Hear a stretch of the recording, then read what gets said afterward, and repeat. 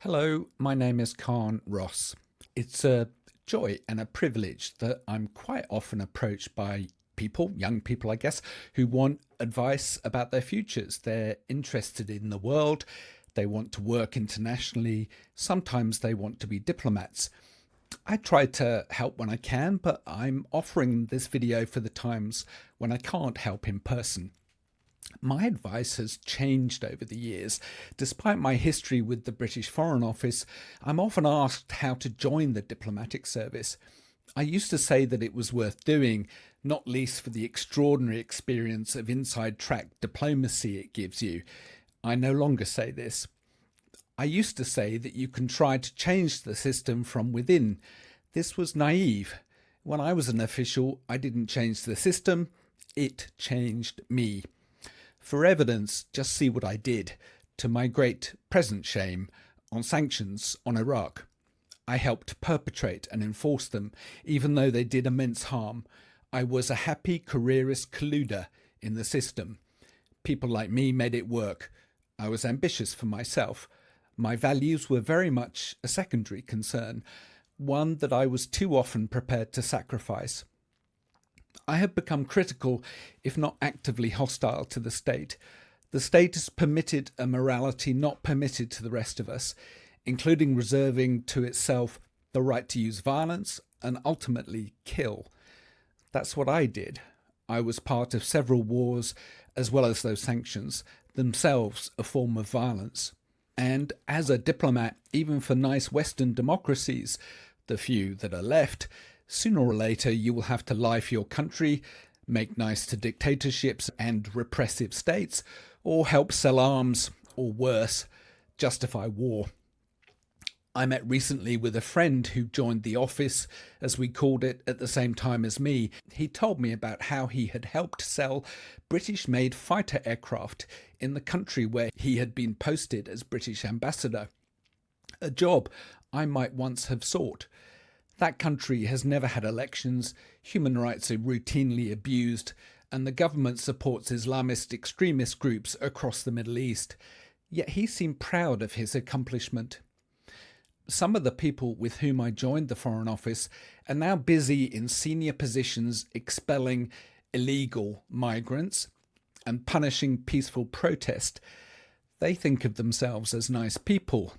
You might think they're nice. I'm connected with some of them on LinkedIn. Others are right now approving arms sales to genocidal governments. It's what you do that matters, not who you think you are. I'd only recommend becoming a diplomat if it's for somewhere like Mexico, South Africa, who's been great on Gaza war crimes, or Norway, apart from their hypocrisy over oil. Germany, France, which supports Morocco's illegal occupation of Western Sahara, the UK and US, not so much. I apologise to my friends currently in those jobs.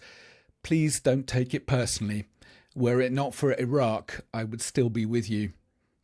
In any case, there isn't time now to think about the long arc of a career. Spend a few years doing this in order later to do that.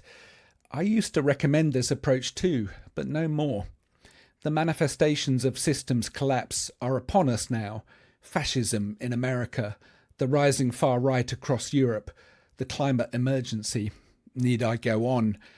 We need everyone to get on this. Indeed, the idea of career seems to me increasingly misplaced. AI is busy destroying the knowledge jobs, i.e. middle-class jobs. Even before that, capitalism had created an everyone for themselves economy. I now know very few people of my age who are in permanent jobs. At my age, we should be enjoying the apogee of our careers with a comfortable retirement in prospect. But most people of my generation I know are in more or less temporary gigs, worrying about the next one or their non-existent pensions. Even the Foreign Office has become a much less secure employer as it ejects the unwanted into compulsory early retirement. I'm sorry to be the bearer of such disillusioning news, but there is freedom in this realization too. No longer are you obliged to toe the line for all your working life, to fit in, grovel to the bosses, etc., because you want ultimately to make it to the top. So that's what not to do. What to do instead? Well, here my advice gets a little less conventional.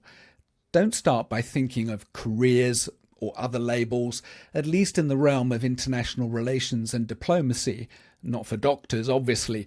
What really matters doesn't have a label, and certainly not that of career. The first task in making any choice is to locate what you love or hate.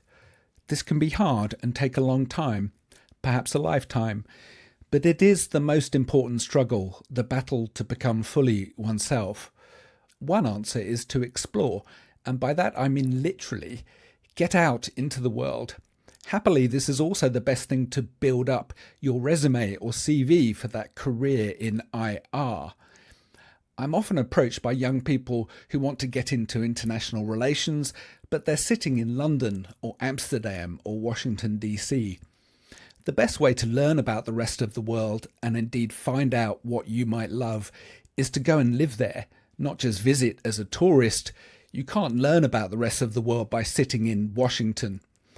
Living in Gaza or Myanmar will be life-changing in one way or another. Every place I have lived, Germany, Norway, the US, Kosovo, or Afghanistan, or indeed Zimbabwe, where I once worked as a teacher, each of these places has taught me something fundamental. Those places changed my life. Whether they further your job prospects or not, the experience will be rich beyond your imagination. The other thing about living and working overseas, perhaps first as a volunteer, is that it's easier to get an international job overseas than at home, i.e. London, Washington, etc. The competition for jobs at good NGOs, for example, say in conflict prevention or mediation or think tanks, is ferocious. When I ran Independent Diplomat, we would get hundreds of applications for every vacancy. I still get letters now asking for internships, etc. By the way, I cannot help with this at all. The best way to sidestep this crowd is to work overseas in a local position, say with a humanitarian NGO or even the UN, a very problematic employer, but that's another story, and extremely difficult to join if you are American or British. Do a great job and you'll start to worm your way in, or find out that the work doesn't suit you. Either way, you've made progress. Learn languages. Again, pretty obvious, but if you do, you will be well ahead of most of the competition. If you want to specialize in the Middle East, for goodness sake, learn Arabic or Hebrew or Comanche and go and live there. Ditto the Balkans, Africa or Venezuela.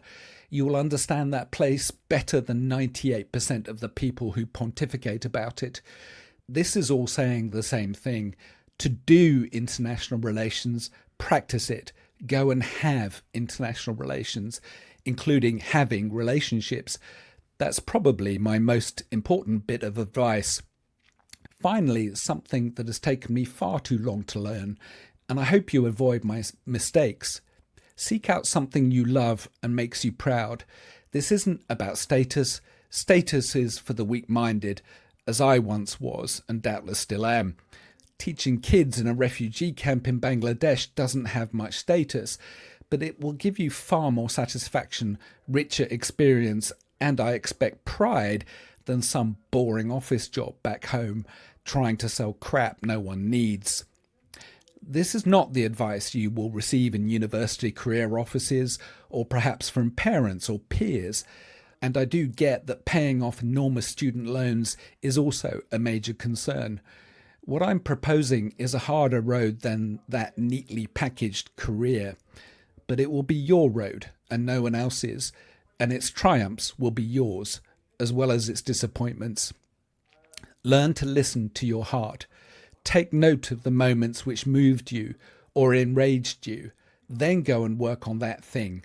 Find others who do. Talk to them.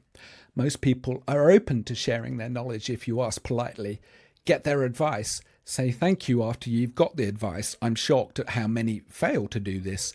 Make contacts. Network is the awful term. Show and then tell that you're working hard to get the necessary experience or qualifications. Be persistent and thoughtful and respectful of busy people, but not sycophantic. not an annoying pest. But don't quit. Some of the best advice I ever got is this: don't settle, i.e. settle for second best. Insist to yourself above all that you will only do what you really want. If you don't, you will end up with second best. Of course, this requires determination and strength of will.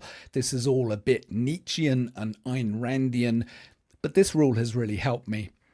When I first mooted what became Independent Diplomat to friends and family, my sister said, "If it's such a good idea, why hasn't someone else done it?" Thus, our dreams annihilated. Don't let that happen to you. Keep going. If you fail, at least you tried, which is more than most people can say. This is how to get jobs that work for you and a life that you may love, at least in this regard. If you have any other tips, please share them in the comments. I gladly share this advice for free.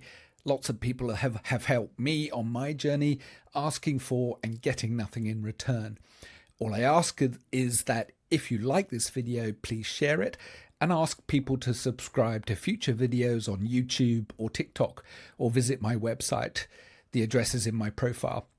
I plan to do some video chats at some point soon, so please feel free to join those with any questions you might have. I will post this video with subtitles in other languages, including Arabic, French, German, and Chinese. I hope this is helpful. Good luck.